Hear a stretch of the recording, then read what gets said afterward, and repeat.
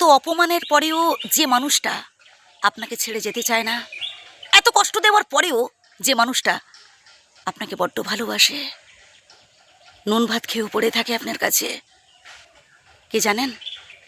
আপনার স্ত্রী।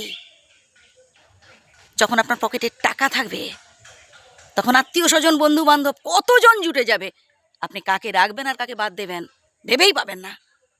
কিন্তু আপনার কঠিন পরিস্থিতিতে, যখন আপনি খুব অসুস্থ হয়ে পড়বেন, পকেটে টাকা নেই, যখন আপনার সময় খারাপ চলবে, তখন পাশে থাকবে আপনার স্ত্রী। স্ত্রীকে ভালোবাসুন।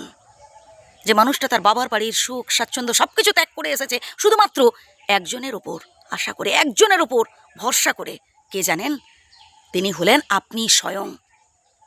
ভালোবাসুন আপনার স্ত্রীকে। নিজেদের মধ্যে ঝুট ঝামেলা যাই হয়ে যাক না কেন, তৃতীয় ব্যক্তিকে বলতে যাবেন না। সমস্যা হবে, জীবনে দুঃখ থাকবে, জীবনে কষ্ট থাকবে, জীবনে সুখও থাকবে, কিন্তু এটা নিয়ে নিজেদের মধ্যে ঝগড়াঝাটি করে কোনো লাভ নেই।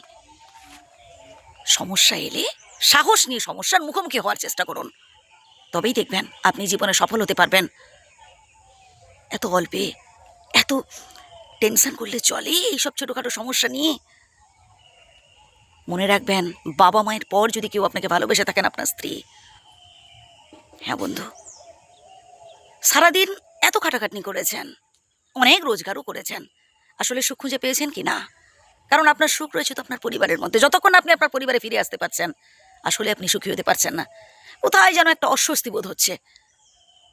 আপনার সন্তান যতক্ষণ আপনাকে বাবা বলে ডাকতে পারছে, আপনার সন্তান যতক্ষণ আপনাকে জড়িয়ে ধরতে পারছে, আপনি যতক্ষণ আপনার বাবা মায়ের কাছে ফিরে আসতে পারছেন, আপনি যতক্ষণ আপনার স্ত্রীর সামনে ফিরে আসতে পারছেন, আসলে আপনার সুখ নেই। মন থেকে আপনি শান্তি পাচ্ছেন না।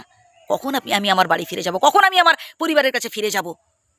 কি বন্ধু, আমি ভুল বলছি? কথাগুলো ভাববেন। আমি বাস্তব কথাগুলো তুলে ধরার চেষ্টা করি। তাই ভালোবাসুন আপনার স্ত্রীকে। মাঝে মধ্যে একটু সময় সুযোগ পেলে স্ত্রীকে সাথে নিয়ে বাড়ির বাইরে থেকে একটু ঘুরে আসুন না, মন ভালো থাকবে। আমি জানি আপনি ভীষণ ব্যস্ত মানুষ, সারা দিনের মধ্যে অন্তত একটি বার হলেও ফোন করে জিজ্ঞেস করুন আপনার স্ত্রীকে, খেয়েছো, কেমন আছো, বাবা মার সাথে কথা বলুন।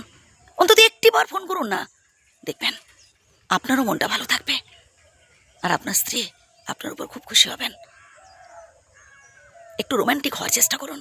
হয়তো আপনার স্ত্রী রান্না করছেন, পেছন থেকে এসে একটু জড়িয়ে ধরলেন, দেখবেন ভীষণ খুশি হবেন।